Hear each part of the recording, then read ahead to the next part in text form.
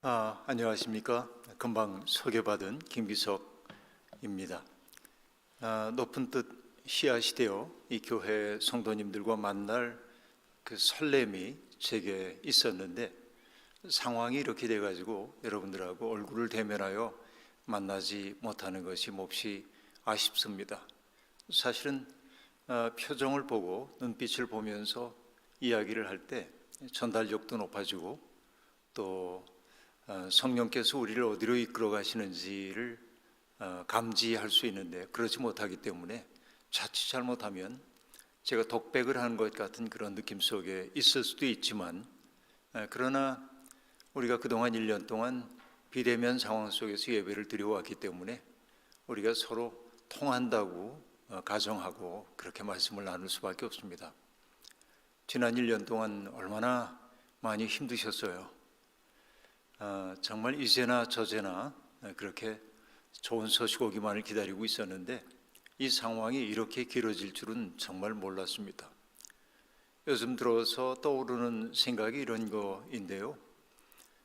잠시 동안 내가 원하지 않는 손님이 찾아와서 부득이 내 집의 한 부분을 그 손님을 위해 내주었습니다.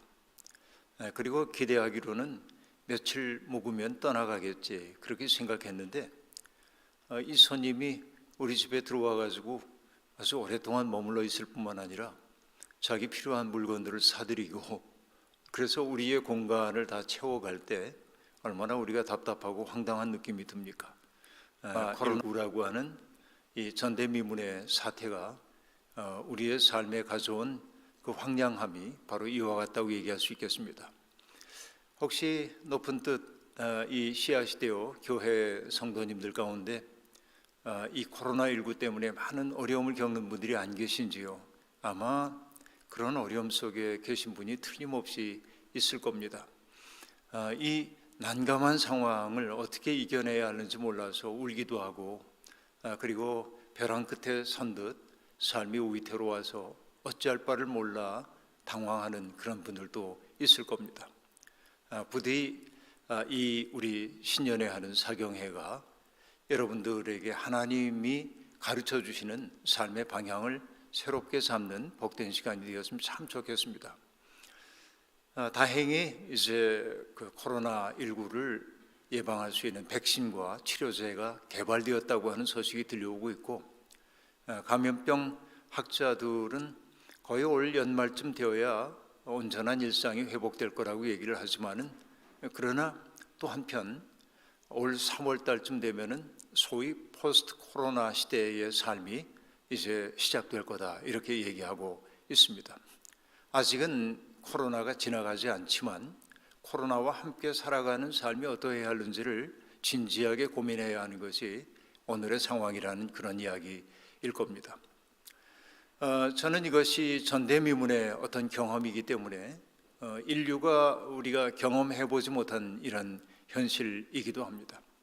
사실은 인류가 경험하지 못했다고 얘기했지만은 사실은 인류가 이런 큰 팬데믹의 어려움을 겪었던 것은 굉장히 자주 있었던 일이고 우리의 그 역사 기록만 보더라도 중세를 휩쓸었다시피 했던 패스트 같은 것들 유럽 인구의 거의 3분의 1 이상이 죽게 만들었다고 하는 그런 사건도 있었고 또 뿐만 아니라 이전으로 거슬러 가더라도 로마 시대에도 콜레라 혹은 패스트 같은 이런 질병이 정말 많은 사람들을 죽음에 이르게 했다고 얘기하고 있습니다.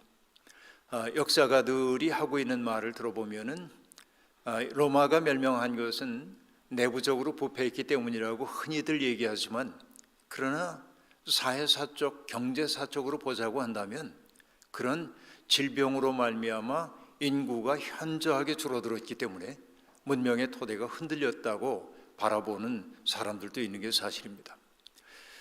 최근만 하더라도 역사, 긴 장구한 역사 속에 보자면 최근이란 얘기입니다만은 1918년에 있었던 스페인 독감이라고 하는 게 정말 많은 사람들을 사망에 이르게 했죠. 우리의 경험 속엔 없는 일이지만 멀지 않은 과거로부터 그런 일들이 있었고 오늘 우리가 정말 우리의 인생에서는 처음으로 맞닥뜨리는 심각한 환난 가운데 있는 것이 사실입니다. 이것이 우리의 삶을 돌아보게 만드는 까닭이 어디에 있습니까? 흔히들 인간이 못할 일이 없는 것처럼 생각이 되어 왔습니다. 인간은 극미의 세계, 가장 작은 세계까지 다 들여다보고 세상의 비밀을 얼추 알아차리는 것처럼 얘기했습니다. 저 광막하기 이를 데 없는 그 세계를 바라보면서 그 세계의 신비와 비밀을 푸는 일에 인간이 어지간히 접근한 것처럼 자랑스러워 했습니다. 이것이 20세기 혹은 21세기의 인류의 오만함이라고도 얘기할 수 있습니다. 그러나 생각하지도 않았었던 이런 작은 바이러스 하나가 결국은 우리 문명의 토대를 뒤흔들고 있는 모습을 보면서 우리는 스스로를 새롭게 돌아보지 않을 수가 없었습니다. 소설가인 줄리안 반스라고 하는 분이 있는데 10과 2분의 1장으로 쓴 세계사라고 하는 책을 보면 이런 마치 팬데믹 상황을 예측이라도 한 것처럼 어느 날 주교님이 앉았던 의자가 다리가 부서져가지고 주교님이 떨어지는데 거기에서 도대체 누가 이렇게 불경한 일을 저질렀는가 하고 찾고 하다 보니까 주교님이 앉은 의자를 존벌레 한 마리가 쓸어놔가지고 그래서 존벌레 때문에 이게 넘어질 수밖에 없게 됐는데 그 존벌레의 조상들을 거슬러 올라가다 보니까 어디로까지 가냐면 노아 홍수 때 노아의 방주에 탔다 이렇게 얘기합니다. 이게 소설적 상상력이지만은 그러니까 작은 존벌레 하나가 그렇게 거룩하다고 스스로 자부하고 있는 주교님을 넘어뜨리는 얘기를 소설가가 들려주고 있는데 그것처럼 우리 문명의 토대가 정말 부실하구나라고 하는 것을 이 코로나19는 우리에게 여실히 보여주고 있습니다. 그런데 백신이 나오고 치료제가 나왔으니까 이제는 이 모든 문제가 해결될 수 있겠거니 하고 생각하면 그것은 큰 오산이라고 하는 게 과학자들의 일관된 이야기입니다. 이런 병들은 앞으로도 지속적으로 찾아올 거라고 얘기합니다. 우물하지만 이것을 인정할 수밖에 없는 그런 상황이 되어버리고 말았습니다. 사실 코로나19라고 하는 이 사태는 그것보다 더 큰 문제의 일부분이기 때문에 그렇습니다. 그 더 큰 문제란 결국 지구가 지금 겪고 있는 극심한 기후 위기와 관련이 된다고 말할 수 있겠습니다. 그동안 이 지구라고 하는 이 별이 이 혹성이 5번의 대멸절을 경험했다고 과학자들이 얘기하는데 이제 6번째 멸절을 경험할지도 모른다고 얘기하고 있고 그래서 인간의 경제 활동과 문화적인 활동이 이 지구촌의 건강에 결정적인 문제를 일으키고 있다는 의미에서 오늘을 가리켜서 사람들은 안트로포신, 인간세, 인류세라고 세대 구분을 하기도 합니다. 결국은 인간으로 말미암아 지구가 위험에 빠졌다라고 하는 게 과학자들의 객관적 얘기라고 말할 수 있겠습니다. 최근 몇 년 사이에 기후를 얘기하고 있는 매스컴들의 언어가 달라졌음을 우리가 알 수 있습니다. 한동안은 climate change, 기후 변화 이렇게 얘기했습니다. 그러나 이 기후 문제가 조금 더 심각해지자 climate crisis, 기후 위기라고 하는 말이 통용이 되기 시작했습니다. 그러더니 얼마 전서부터는 climate disaster, 기후 재앙 그렇게 말합니다. 급기야 어떤 매스컴에서는 climate collapse, 기후 붕괴 여기까지 얘기를 하고 있습니다. 사실 이것은 우물한 묵시로전 이야기이지만은 근거가 없다고 말할 수 없는 까닭은 우리가 지금 현실 속에서 이 경험을 하고 있기 때문에 그렇습니다. 재작년이네요 벌써 2019년에 호주 산불이 벌어졌던 거 그래서 6개월 동안이나 호주의 산림이 불에 탔던 것을 우리가 기억하고 있습니다. 인도양 동서에 그 수온 차이가 나타나고 그 수온 차이가 만들어낸 한쪽에서는 대홍수, 한쪽에서는 가뭄 이게 일어나면서 산불이 일어나게 되었고 그 산불이 무려 6개월 동안이나 어마어마한 너비의 산림을 태웠음을 우리가 알고 있습니다. 그리고 거기에 숲속에 살고 있었던 수많은 동물들이 다 죽거나 또 그 매캐한 연기 때문에 살림의 터전을 잃고 죽었습니다. 추산하기로는 10억 마리의 동물들이 죽음을 당했다고 얘기합니다. 우리가 가슴 아프게 느끼는 것이 사람들 누구나가 다 사랑하는 코알라 같은 것들이 동작도 느리고 그러니까 불에 쫓기다가 끌려 죽고 어떻게든지 탈출해 보려고 그러다가 거기 철조망에 매달려 가지고 끄슬려서 죽은 그런 모습도 사진으로 봤고, 불에 거슬린 이 코알라들이 사람에게 와가지고 물을 좀 달라고 하는 이 대목도 보면서 우리 가슴이 참 아팠습니다. 그뿐만이 아니죠. 미국의 서부 지역을 태우고 있는 산불 역시 대단히 심각하다고 말할 수 있겠습니다. 캘리포니아라든지 오레곤이라든지 워싱턴 주라든지 이런 포틀랜드 같은 그곳에서 수도 없이 많은 산불이 벌어지고 있는데, 이것은 누군가가 방화를 하거나 혹은 실수로 저지르는 실화가 아니라 기후변화가 야기한 대기의 변화, 이것이 수없이 많은 번개를 만들어냈고 그 번개로 말미암아 자연 발화되어서 오랫동안 탔다고 하는 얘기를 듣고 있습니다. 그렇다고 한다면 이것은 한 해에 이례적으로 일어나는 사건이 아니라 앞으로 지속적으로 일어날 사건의 전조라고 하는 사실을 우리는 두렵게 인식하지 않을 수가 없는 것입니다. 폭염, 가뭄, 이것이 결국 가져올 것은 무엇이죠? 식량난을 가져오게 될 거고요. 학자들은 얘기합니다. 2050년이 되면 인류의 35억 명이 사하라 이남지대에 사는 것과 같은 조건 속에 살 수밖에 없다고 얘기합니다. 사실은 그렇게 먼 미래가 아닙니다. 금방 다가올 미래라고 얘기할 수 있겠습니다. 2019년 11월에 전 세계 153개국의 11,258명의 과학자들이 모여서 지구가 기후 비상사태 속에 돌입했다고 하는 선언을 했습니다. 그리고 미국의 핵과학자들도 얘기했습니다. 핵위협과 기후 변화 등으로 인류가 최후를 맞게 될 시간을 뭐라고 말했냐면 지구 종말의 시간을 역카운트하자면 100초 전이라고 지금 얘기합니다. 그러니까 지금 얼마나 큰 위기 가운데 우리가 있는지 모르는 것이죠. 이게 우리의 정난한 현실이라고 얘기할 수밖에 없습니다. 대기가 불안정한 것은 말할 것도 없고 생물종들의 다양성들이 줄어들고 있고 대기 중에 이산화탄소의 농도가 짙어지고 있고 아프리카의 최고봉이라고 하는 킬리만자로의 만년설이 다 녹아 사라졌고 북극의 빙하들도 녹아내리고 있고 요빙들이 떠돌면서 많은 섬나라들 위험 속에 빠뜨리고 있는 것을 우리가 보고 있습니다. 그런가 하면은 여러분 수분 곤충인 그 벌이 얼마나 많이 줄어들고 있는지 지금 모릅니다.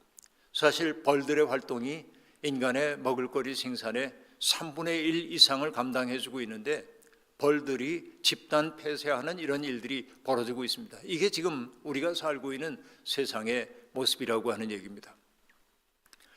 2020년 초에 제레미 리프킨이라고 하는 그 석학이 우리나라 신문과 대담한 이야기 가운데 의미심장한 얘기를 보았습니다.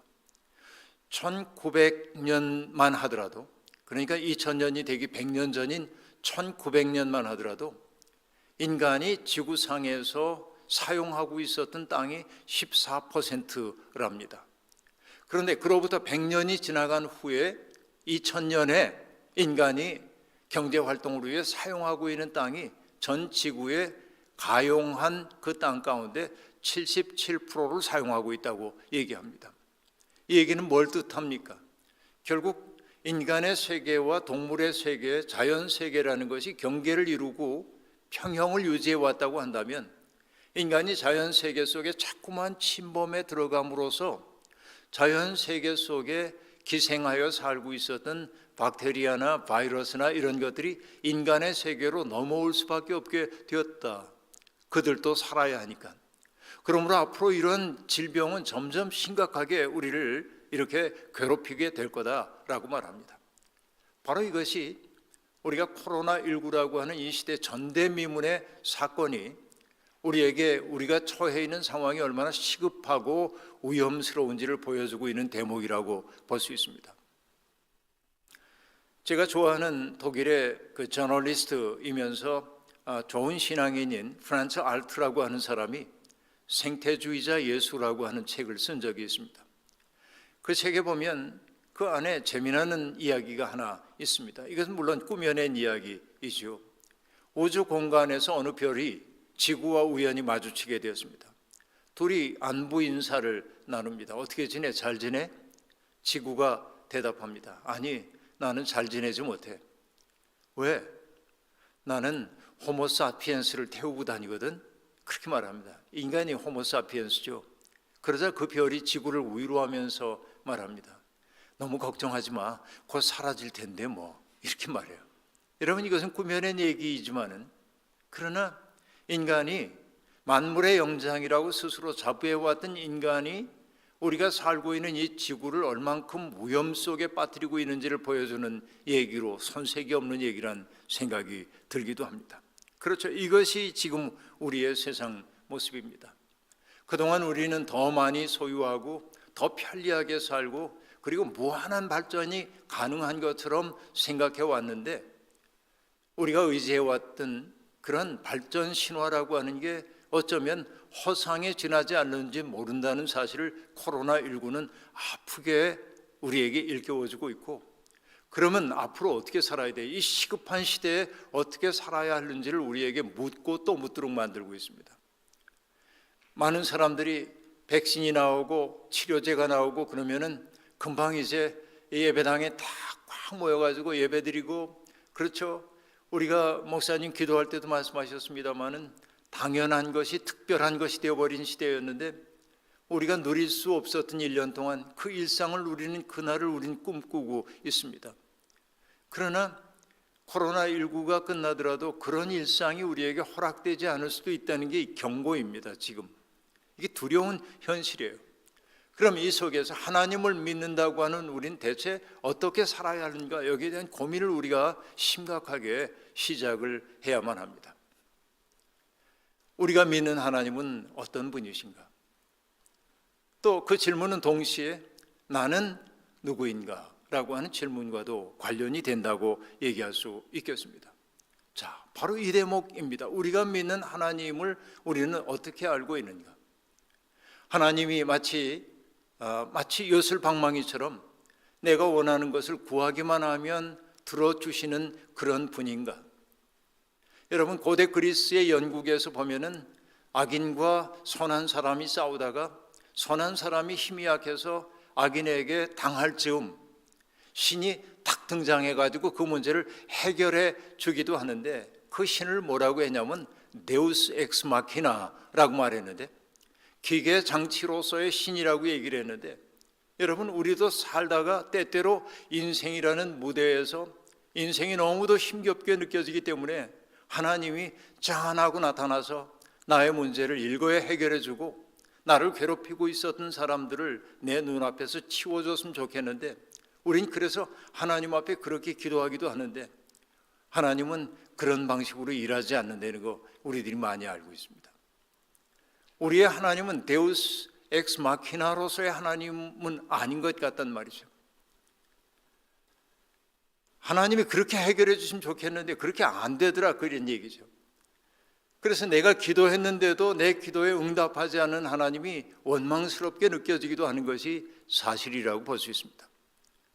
또 어떤 사람은 하나님을 어떤 분으로 인식을 하냐면은 우리가 하고 있는 일을 다 들여다보면서 일거수일투족을 바라보면서 내가 이런 죄를 저질렀어, 그러니까 그 죄에 따른 벌이 있을 거야 하고 하나하나 카운트하는 분으로 그렇게 두렵게 생각하는 분들도 있습니다. 마치 여러분 프로이트가 얘기했던 것처럼 하나님이 슈퍼이고처럼 우리에게 있는 초자아로서 우리를 지켜보고 감시하고 벌주고 그런 분으로 무섭게 생각하기도 한단 말이죠. 하나님은 눈에 보이지 않기 때문에 사람들은 자기의 머릿속에 그려진 하나님 상을 가지고 살기도 한단 말이죠. 그게 정말로 성서가 우리에게 가르쳐주고 있는 하나님일까? 여기에 대해서 우리는 묻고 또 물어야 한다는 얘기입니다. 오늘 제가 여러분과 나누려고 하는 얘기는 바로 거기에 있습니다. 우리가 믿는 하나님은 어떤 분인가? 그동안 전통적으로 한국교회는 어떤 하나님을 강조해 왔냐면은 당신의 외아들이신 예수 그리스도를 세상에 보내셔서 죄인된 우리를 구원해 주시는 하나님, 그런 하나님. 그래서 그 하나님은 구속의 하나님, 인류 역사를 이끌고 가는 역사의 주인일 뿐만 아니라 우리를 죄로부터 구원해 주시는 자비의 하나님, 여기에 초점을 두고 그동안 하나님을 우리가 믿어왔단 말이죠. 그런데 그 하나님의 은총을 강조하려다 보니까 우리가 끝없이 교회가 사람들에게 가르쳐왔던 것 가운데 하나는 뭐냐면 인간은 어쩔 수 없는 죄인이다 라고 하는 얘기입니다.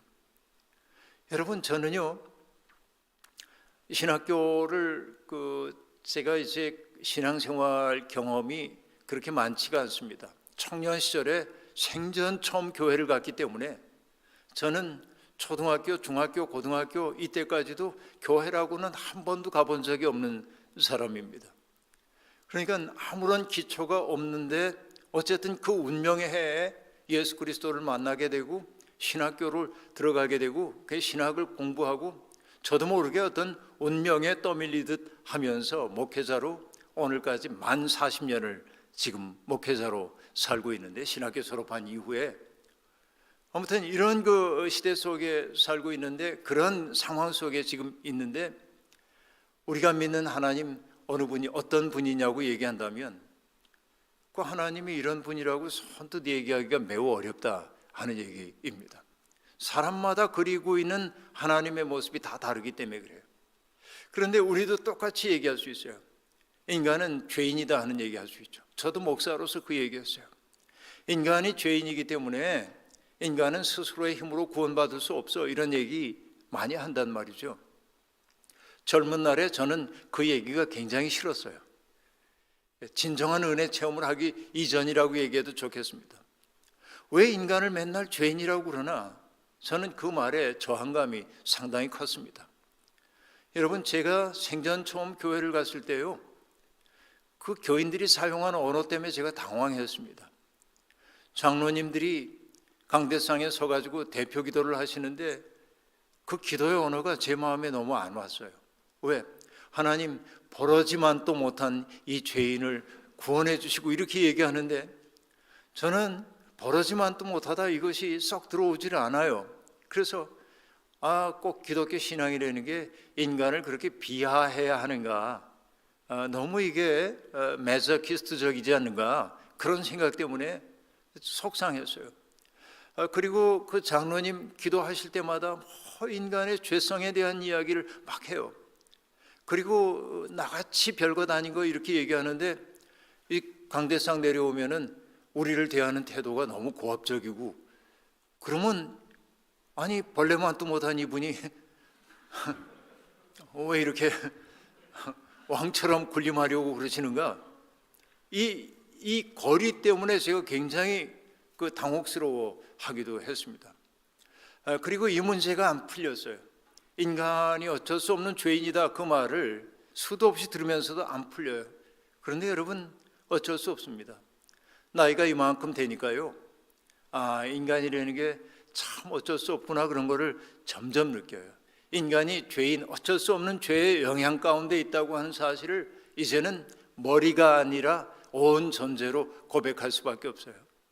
그러니까 이전에는, 젊었을 때는 어땠냐면은 내가 가지고 있는 옳고 그름의 척도를 가지고 어떤 사람들을 바라보고 평가하고 비평하고 그랬어요.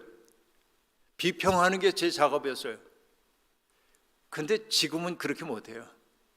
왜 비평을 못하냐면 나 스스로가 내가 비평하는 그 자리에 합당하지 않은 존재라고 하는 걸 알기 때문에 그래요.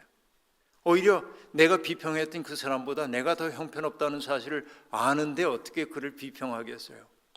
이전에는 그 사람 속에 있는 나쁜 모습이 내게 더 많이 보였다면 이제는 그 사람 속에 긍정해야 할 하나의 요소가 있으면 좋아요. 그게 이게 나이 먹음이 주는 복이기도 한 것으로 전 그렇게 여겨요.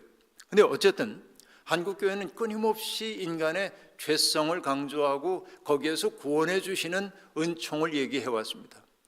그러니까 원죄 인간은 죄 가운데 있다는 얘기를 강조했어요. 그런데 여러분, 우리가 잊고 살고 있던 게 하나 있었어요. 그것은 무엇입니까? 하나님은 역사를 이끌어 가시는 구원자이시기도 하지만은 하나님이 세상을 창조하신 분이라고 하는 사실을 이 한국교회는 너무나 자주 강조하지 못했다 하는 얘기입니다. 뭐 창조과학과 진화론 얘기하자는 얘기 아닙니다. 하나님을 창조주로 고백한다는 말의 의미가 무엇인지에 대해서 우리는 너무나 생각을 못하고 살았다 하는 얘기입니다. 자, 여러분, 이게 매우 중요한데요. 이렇게 얘기를 해보십니다. 인간의 창조부터 얘기를 하자면 이렇게 얘기할 수 있어요. 바벨론에 아시다시피 남왕국 유다가 바벨론에 의해서 멸망당하고 꽤 유력한 사람들이 다 붙잡혀서 바벨론으로 끌려가잖아요. 포로가 되어서 끌려갑니다.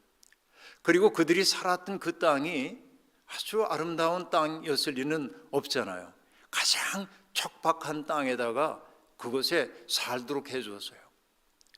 보면요, 에스겔서를 보면 그들이 테라비비라고 하는 곳에 살았다고 얘기를 하는데, 그 테라비비라고 하는 뜻은 두 큰 물이 만나서 폐허로 변한 땅이라고 하는 뜻이에요.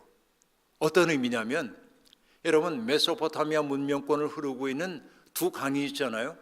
하나는 유장하게 흐르는 유프라테스 강이고 또 하나는 급격하게 흐르는 티그리스 강이란 말이에요. 이 두 개의 강이 메소포타미아 문명을 만들어내는데, 이 강들은 평안하게 흐를 때도 있지만은 어떤 때는 범람하잖아요. 때가 되면은 범람하게 되면은 얼마나 많은 것들이 떠내려가 버리고 맙니까? 그러니까 유대인들에게 할당되었던 그 땅이 뭐냐면 물들이 언제라도 범람할 수 있는 땅이었단 말이죠. 여러분, 가만히 생각해 보세요. 나라를 빼앗겼습니다. 의지하고 있던 성전 무너졌어요. 하나님조차도 우리를 보호해 주지 않는 것처럼 느끼는 암담함이 그들에게 있었습니다.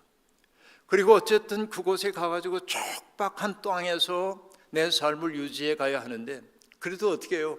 자식들 낳고 자식들 키워야 하니까 내 속에 일고 있는 절망의 어둠 같은 것들을 일부러 내색하지 않고 괜찮아 우린 살 거야, 하나님이 우리를 돌봐줄 거야 라고 얘기하면서 자식들 키워야 하잖아요. 이렇게 끈질기게 살아남기 위해서 했던 일은 무엇입니까? 얼기설기라도, 그렇죠, 누추한 공간일망정 내 식구 살 수 있는 집을 마련해야 하고, 그리고 어쨌든 먹고 살아야 되니까 씨앗도 뿌려야 하고, 이렇게 애쓸 거 아니에요. 어쨌든 거적대기 같은 집이나마 어쨌든 누울 곳이 마련됐고, 그리고 심었던 거, 엿도었던 씨앗 뿌려가지고 이것이 점점 자라는 모습 보고 수확기가 되어가지고서는 이거 수확하면은 이제 우리가 평안히 그런 대로 살 수 있겠다 하고 생각하는데 물이 오는 거예요. 거대한 물이. 그렇죠. 이 물이 밀려오는 게 쓰나미처럼 밀려오잖아요. 압도적이잖아요. 무엇 하나 건질 수가 없습니다. 시커먼 물이 몰려와가지고 자기의 살림의 터전을 다 휩쓸고 가버리고 마는 거예요. 남은 거 아무것도 없어요. 그때 여러분 어떤 심정일 것 같습니까? 하늘만 망연히 바라볼 수밖에 없잖아요. 그렇죠. 이런 상황입니다. 그때 그들의 심정이 어떤 심정이었을까요? 공허하고 혼돈이 가득 차 있고 흑암이 가득 차 있는 거 아니에요? 창세기 1장 1절을 보면 태초에 하나님이 천지를 창조하시니라 라고 얘기하고 그때의 상황을 얘기하는데, 땅이 혼돈하고 공허하며 흑암이 깊음 위에 있었더라, 이렇게 말한단 말이에요. 그러니까 여러분, 이것은 태초의 상황을 얘기하는 것이기도 하지만은 이 바벨론의 포로로 잡혀갔다가 그런 일을 겪었던 사람들의 인생 경험이 표현된 것일 수도 있단 말이죠. 오늘 이 팬데믹의 상황 속에서 정말 있는 돈 없는 돈 끌어가지고서는 뭔가 가게 차려가지고 우리 가족들 한번 좀 먹고 살아보자고 애썼는데, 팬데믹 상황이 오면서, 그렇죠, 손님들은 다 떨어지고 문은 닫으라고 그러고 월세는 꼬박꼬박 나가야 하고, 그렇죠, 옅어뒀던 돈은 하나도 없고, 그러니까 가슴 가득 차오르는 게 뭐예요? 혼돈이 내게 밀려오고 공허함이 밀려오고 캄캄한 어둠이 나를 사로잡고 있는 거죠. 이런 상황입니다. 인간의 보편적 경험입니다. 그죠? 근데 아무런 의지가 없어요. 내가 이 문제를 해결할 능력이 하나도 없어요. 그때 사람들이 경험한 게 뭡니까? 하나님의 신이 수면 위를 운행하시니라, 그렇게 말하고 있는데, 이건 어떤 의미냐면 마치 암탉이 병아리를 품에 안는 것처럼 하나님의 영이 그 혼돈과 흑암과 공허 속에 있는 사람들을 다 아는 거예요. 내 마음의 아픔을 내가 안다. 내가 느끼고 있는 그 쓸쓸함, 내가 느끼고 있는 그 절망감을 내가 알아. 얼마나 힘드니? 그렇죠? 하나님이 지금 이렇게 등장하시는 거예요. 그 암탉의 품 안에서 그 병아리들이 온기를 느끼는 것처럼 다 안으신 거예요. 그러니까 내 가슴이 돌가슴처럼 냉랭하게 식어 있었는데 이제는 절망밖에 없다고, 죽음의 문턱에 내가 섰다고 얘기할 때 하나님이 오셔가지고선 하나님의 영이 그들을 감싸 안은 거예요. 따뜻하게. 그리고 어지간히 따뜻해졌다고 느낄 때 첫 번째 말씀이 나오잖아요. 빛이 있으라 라고 말하잖아요. 빛이 있으라. 그래서 그 혼돈과 공허와 흑암을 뚫고 빛이 탄생한 거 아닙니까?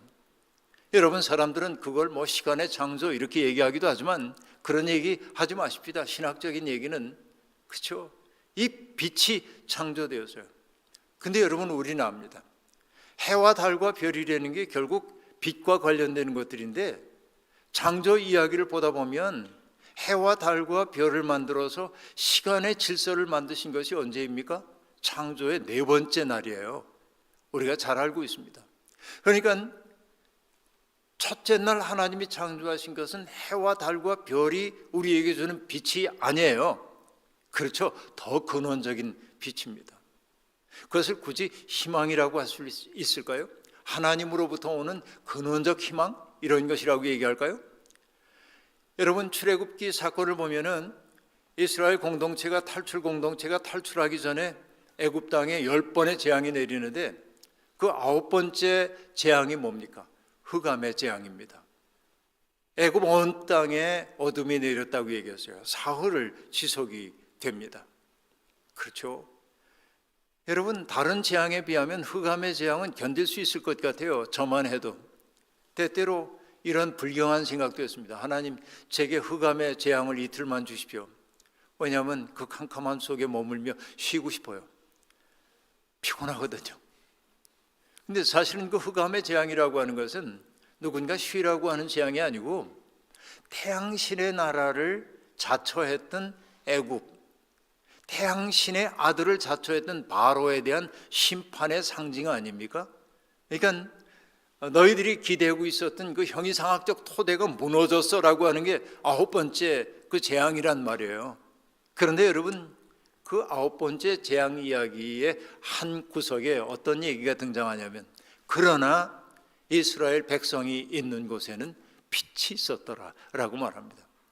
그 빛이 창세기 1장 3절에 나오는 빛과 동일한 단어입니다. 그러니까 이 빛이라는 게 해와 달과 별이 비춰주는 게 아니라 하나님으로부터 오는 근원적인 희망, 내 속에, 내 내면 속에 내 내면을 밝혀주는 빛인 것을 알 수 있죠. 오늘 여러분 가운데 정말 혼돈과 흑암과 공허함 속에 있어가지고 어찌할 바를 모르는 분이 계시다고 한다면 바로 지금이야말로 하나님이 여러분을 따뜻하게 감싸 안고 있는 때임을 믿으시길 바랍니다. 그리고 이 하나님의 사랑이 나와 함께하고 있기 때문에 나는 절망하는 사람이 아니라 다시 일어서는 사람이 될 거다. 왜? 나는 하늘로부터 비춰진 빛을 받은 사람이기 때문에 말이죠. 이 소망이 우리에게 있어야 하는 것이죠.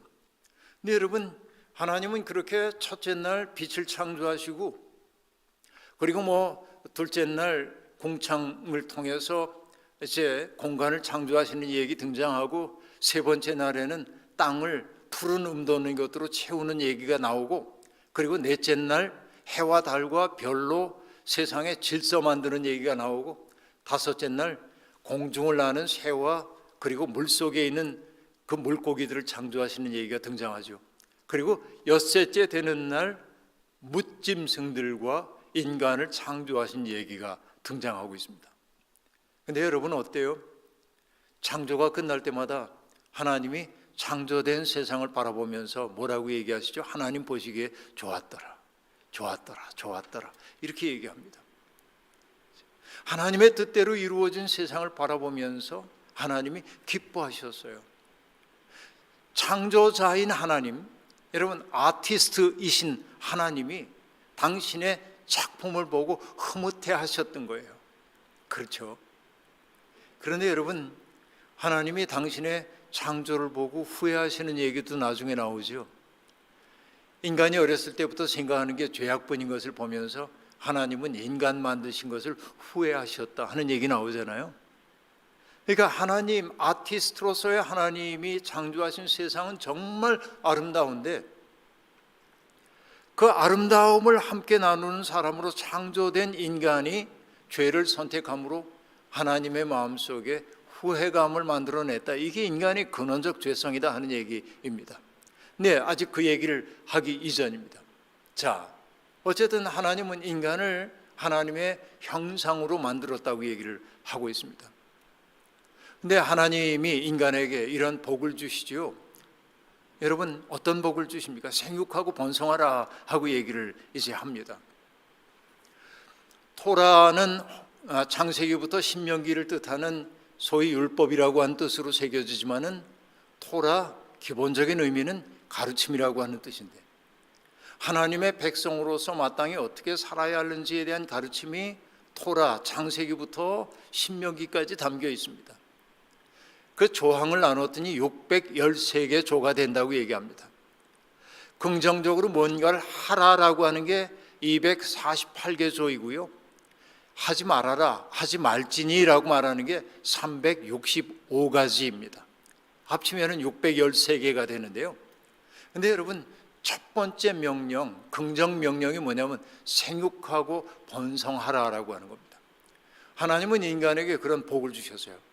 생육하고 번성할 수 있는 능력까지도 허락해 주셨습니다. 그리고 인간에게 소명을 맡겨주시죠. 땅을 정복하라라고 얘기하고요. 땅에 있는 것들을 다스리라고 얘기합니다.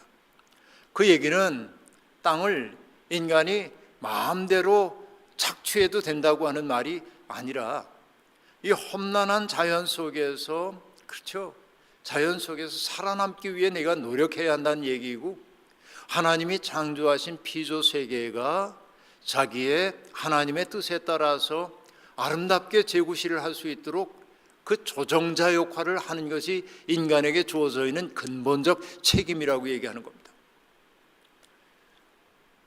여러분, 구소련이 무너지기 전에 그 고르바초프라고 하는 분이 소련을 지배하고 있었죠.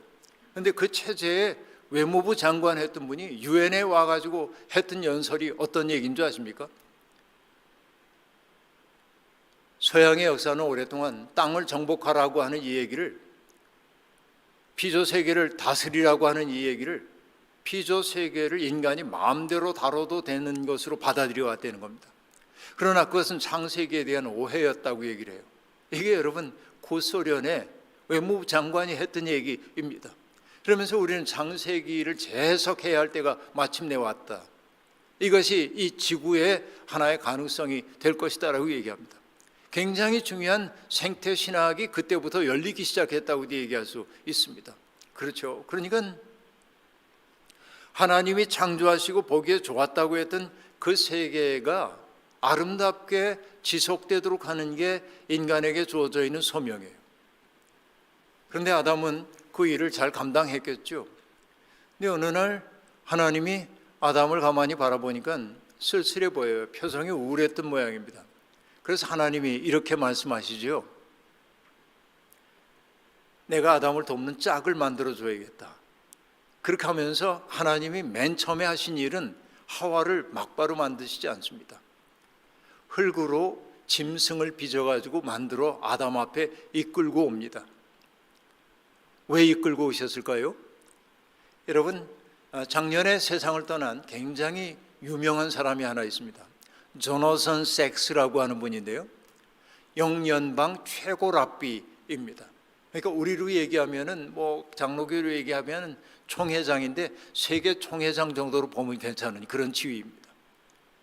그분의 책이 우리나라에 몇 권 번역됐는데 저는 거기에 아주 매료돼 가지고 그분의 책을 아마존을 통해서 다 구입했어요. 미국 갔을 때도 그분 책을 다 사와서 거기다 읽었습니다. 근데 그분이 썼던 창세기에 관한 책을 재밌게 읽어가는데 바로 그 질문을 하는 거예요. 하나님이 아담 앞에 동물들을 이끌고 온 까닭이 뭐냐고 사람들에게 물어보면 사람들은 이구동성으로 대답한대요. 이름을 지어주라고. 그런데 조나선 섹스는 얘기합니다. 성경 어디를 봐도 하나님이 이름을 지어주라고 한 적은 없다는 겁니다. 아담이 부른 것이 이름이 되었다라고 나온다는 거죠. 맞죠? 그러니까 이름을 붙여준다고 하는 것은 어떤 의미입니까? 그 대상과 나 사이에 관계가 맺어지기 시작했음을 뜻합니다. 그래요. 여러분 봄철이 되어가지고 꽃이 피는데요.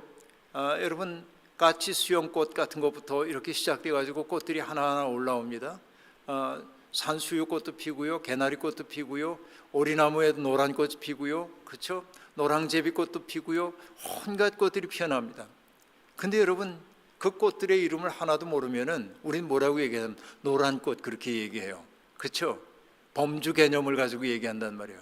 개별적 이름을 모르면은 여러분 아끼게 되질 않습니다. 바로 이것이 이름을 안다고 하는 것이 중요한 까닭이 거기에 있는 것이지요. 그래서 여러분 우리는 어떤 사람과 좋은 관계를 맺었을 때 그 사람이 내 인생에 유의미하다고 느낄 때 별명을 붙일 때도 많이 있습니다. 그렇지? 별명을 붙여요. 이름을 붙인다는 건 그런 의미예요. 그게 김춘수 시인의 꽃이라고 하는 시 여러분 다 잘 아시잖아요. 어떻게 시작됩니까? 내가 그의 이름을 불러주기 전에 그는 다만 하나의 몸짓에 지나지 않았다. 그러나 내가 그의 이름을 불러주었을 때 그는 내게로 와 꽃이 되었다라고 얘기합니다. 몸짓과 꽃은 다른 거예요. 우리도 살다 보면 그저 하나의 몸짓으로 스쳐 지나가는 것들이 많아요.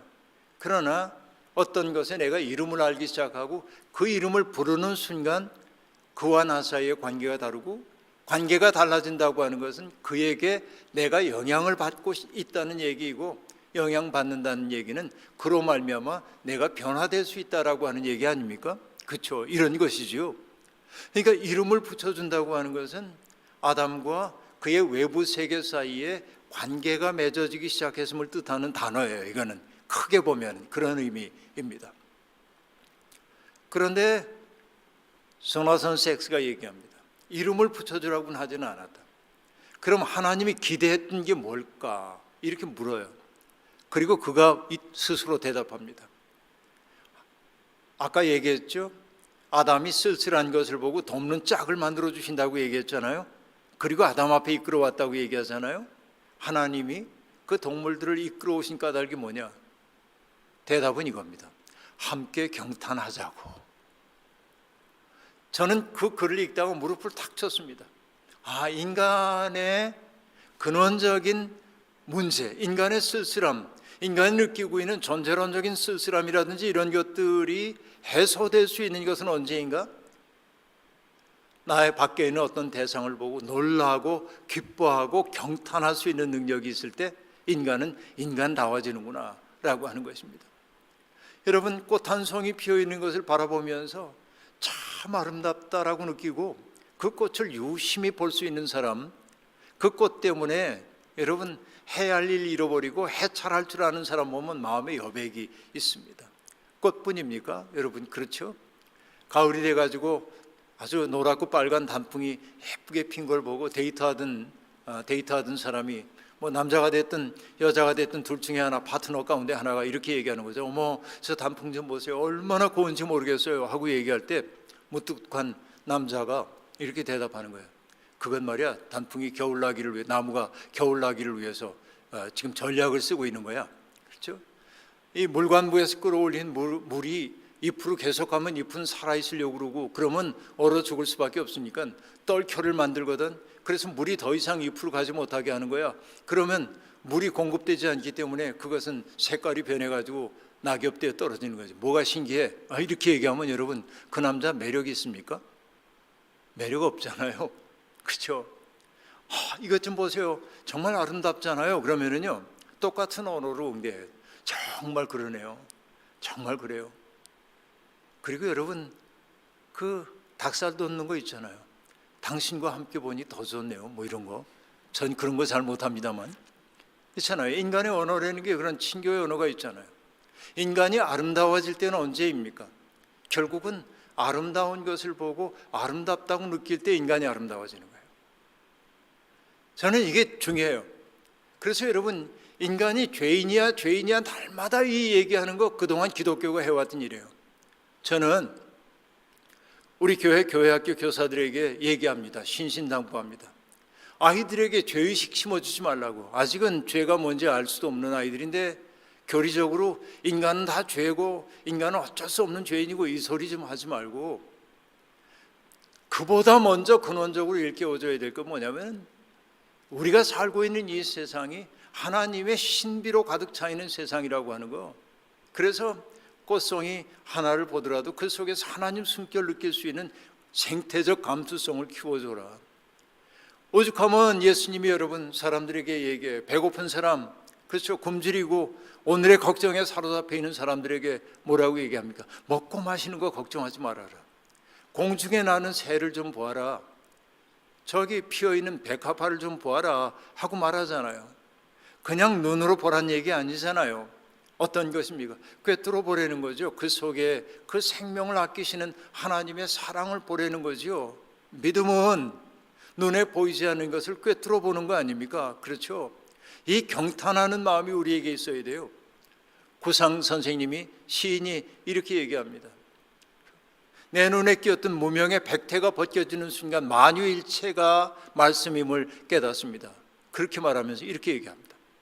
노상 무심코 바라보던 내 손가락이 10개인 것도 놀랍고, 울타리 밑에 피어난 개나리꽃이 마치 부활의 시범을 보듯 사뭇 황홀합니다 라고 얘기한단 말이에요. 여러분, 손가락이 10개인 게 뭐 그렇게 신기하겠어요? 그러나 눈이 열리고 나니까 이게 다 말씀이에요. 신비해요. 개나리꽃 피어난 거 봄이니까 피어났지 이렇게 말하면 안 돼요. 부활의 시범을 보듯 사뭇 황홀하대요. 여러분, 그 사뭇 황홀함을 느끼는 그 마음은요, 욕망에서 자유로운 거예요. 남들이 가진 거 내게 없다고 내가 불행하다고 하는 의식 별로 없는 거예요. 그게 인간은 아름다움을 향유할 수 있는 능력이 있을 때 남들과의 비교 때문에 불행해지는 일이 없어요.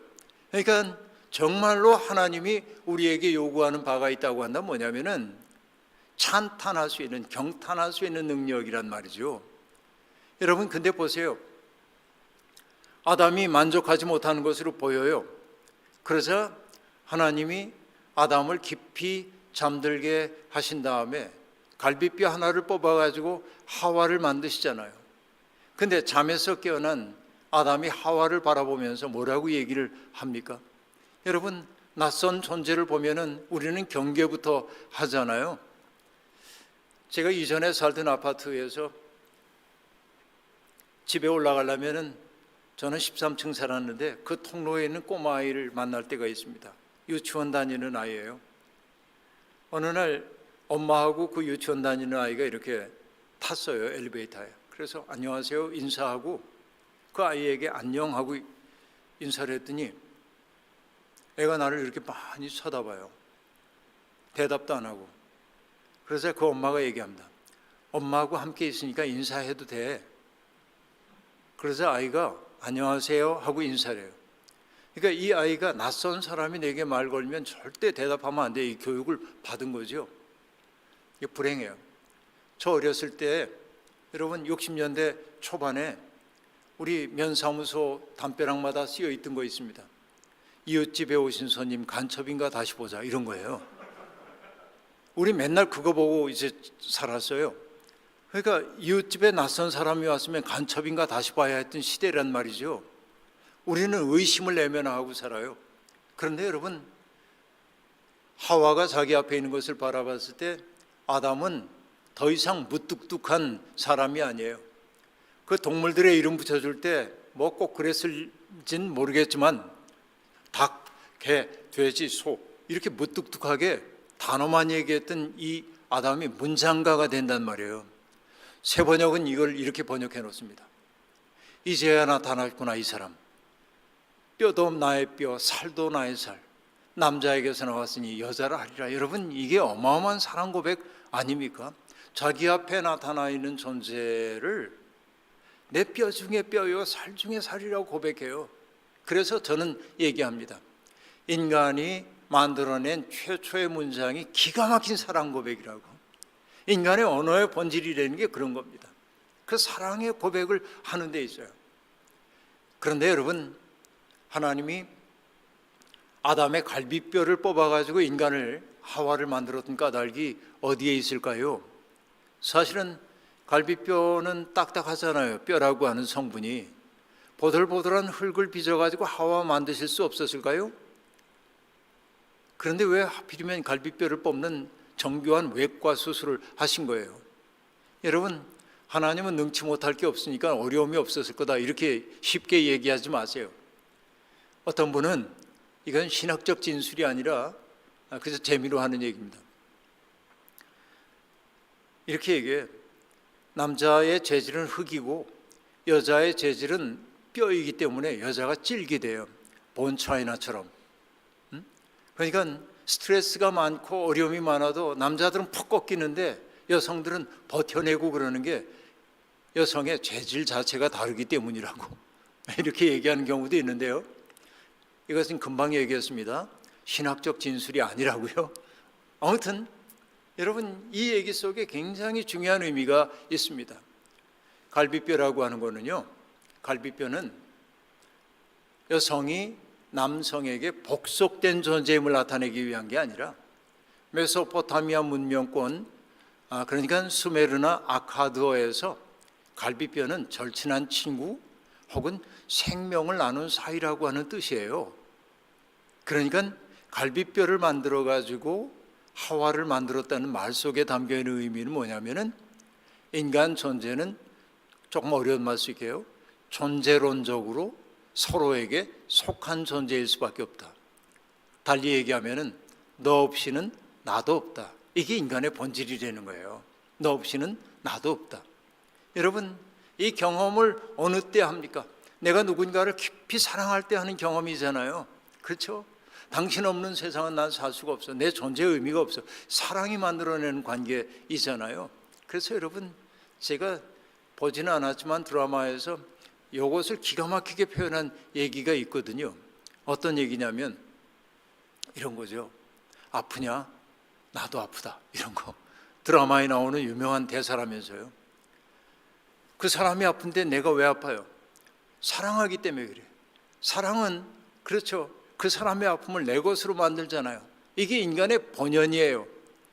그리고 여러분, 어느 드라마에서는 그랬다면서요? 내 안에 너 있다 그랬다면서요? 이것도 그 얘기예요. 인간은 상호 공속된 존재예요. 이게 인간의 본질입니다. 그러나 죄라고 하는 것이 들어왔을 때는 그 사랑의 관계가 깨지고 너는 나고 너는 너고 나는 나고 주체와 객체가 분리되면서 전투가 시작되는 거죠. 이게 타락한 인류의 모습이라고 볼 수 있습니다. 그러나 여러분, 우리가 믿는 하나님은 어떤 분입니까? 우리를 사랑의 길로 인도하시는 분이잖아요. 그렇죠? 혼돈과 흑암과 공허 속에 있는 사람들을 품에 따뜻하게 품어 안으신 분 아닙니까? 이것을 출애굽의 맥락 속에서 얘기하자면 어떤 뜻입니까? 애굽 땅에서 고통당하고 있는 사람들이 신음하고 있는 소리를 들으셨어요, 하나님이. 그리고 하나님의 백성들이 학대당하는 것을 눈으로 보시고 하나님은 역사 속에 개입하기 위해 어떻게 하셨습니까? 광야에 헤매고 있었던 모세에게 나타나시잖아요.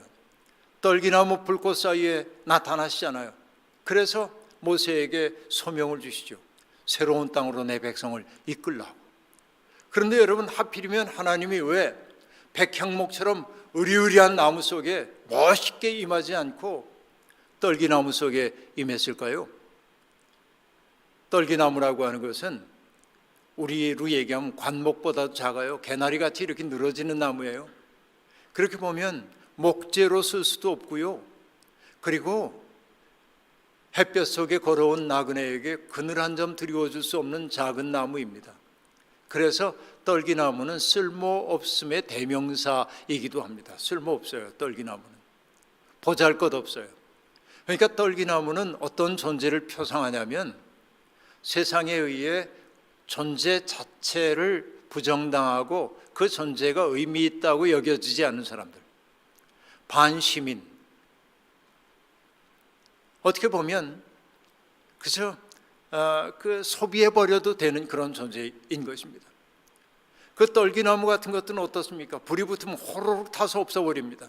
다시 얘기하면 피라미드 3개로 상징되고 있는 애굽에서 보자고 한다면은 히브리인들, 그러니까 이스라엘 백성들, 강제노역에 시달리고 있던 사람들은 인권을 인정받지 못하는 사람들이고 존재 가치를 인정받지 못하는 사람이고 그들이 일하다가 죽어도 누구 하나 눈 하나 깜빡하지 않는 떨기나무 같은 작은 존재입니다.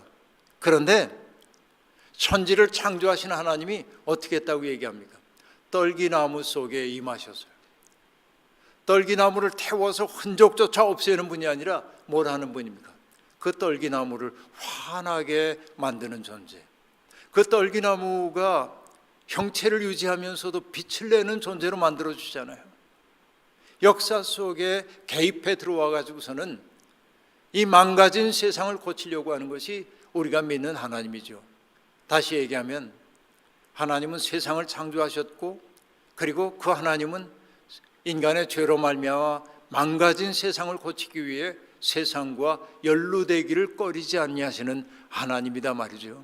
이게 우리들의 고백입니다. 우린 그런 하나님이다.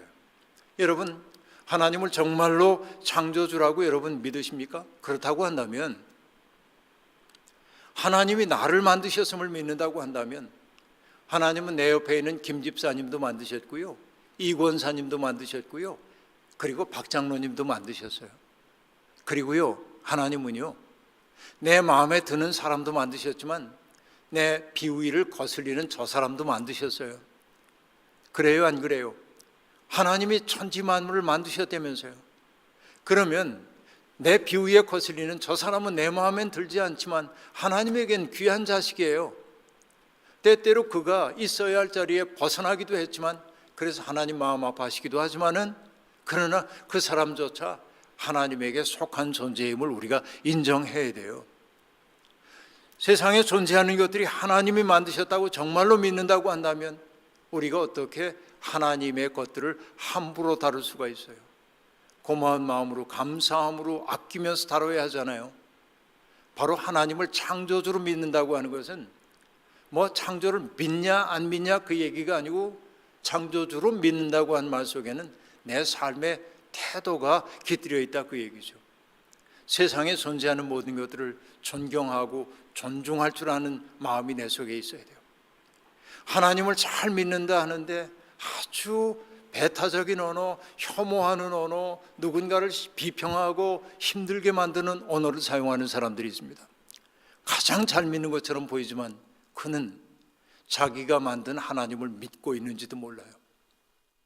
하나님은 혼돈과 공허와 흑암 속에 있는 사람들을 찾아가서 품에 안으시고 따뜻하게 온기를 불어넣으시고 빛을 창조해 주심으로 희망 속에 살게 하시는 분이시고 우리가 죄 때문에 몰려가고 그러다가 결국은 망가진 세상에 신음하고 있을 때 신음하고 있는 사람들 찾아와서 그들 속에 젖과 꿀이 흐르는 땅에 대한 꿈을 심어주시고 그 꿈을 실현하는 일에 내 도움이 필요하다고 말하면서 우리를 끝없이 자유인으로 만들어 가시는 분이시죠. 우리가 믿는 하나님은 그런 분입니다. 세상의 아픔을 외면하는 분 아니라 세상의 아픔 속으로 찾아가시고 그들을 위로하고 돌보시는 분이죠. 높은 뜻 씨앗이 되어 교회는 정말 그런 하나님의 꿈을 심는, 그렇죠, 꿈이라고 하는 씨앗을 심는 교회가 되기를 소망합니다. 우리가 믿는 하나님은 그렇게 멋지신 분입니다. 이 하나님 손 붙잡고 절망의 시간 이겨내고, 뿐만 아니라 절망에 빠져 있는 사람들에게 희망을 가져가고, 하나님이 우리를 통해서 그 혼돈과 흑암 속에 있는 사람들을 우리를 통해 그들을 안아주시기를 원하니, 높은 뜻 씨앗이 되어 교회가 하나님의 따뜻한 품 노릇을 함으로 세상에서 지쳐있는 사람들을 생명으로 회복시키고, 연약하고 고통받고 신음하고 있는 사람들 곁으로 다가가서 그들에게 희망을 일깨워주는 아름다운 교회로 날마다 성장해 가기를 주의 이름으로 축원합니다. 기도하시죠. 자비로우신 하나님, 부족한 종을 이 교회에 보내셔서 하나님의 말씀을 증언하게 하시니 감사합니다. 오늘 각 가정에서 진실된 마음으로 하나님 앞에 엎드린 주님의 신실한 일꾼들의 그 마음의 소원을 주님 아시오니 그들 속에 하늘의 빛 비추어 주시고, 바로 그들이야말로 하나님의 꿈을 이루는 하나님의 일꾼들 다 되도록 도와주옵소서. 절망에 빠진 사람들이 있거든 일으켜 주시옵소서. 눈물 흘리는 사람들이 있거든 눈물 닦아 주시옵소서. 한 치 앞도 내다볼 수 없는 어둠 앞에 유폐되어 어쩔 줄 모르는 사람들 앞에 주님이여 빛을 비추어 주셔서 뚜벅뚜벅 푯대이신 그리스도를 향해 걸어나갈 수 있는 힘과 용기 더하여 주옵소서. 예수님의 이름으로 기도하옵나이다. 아멘.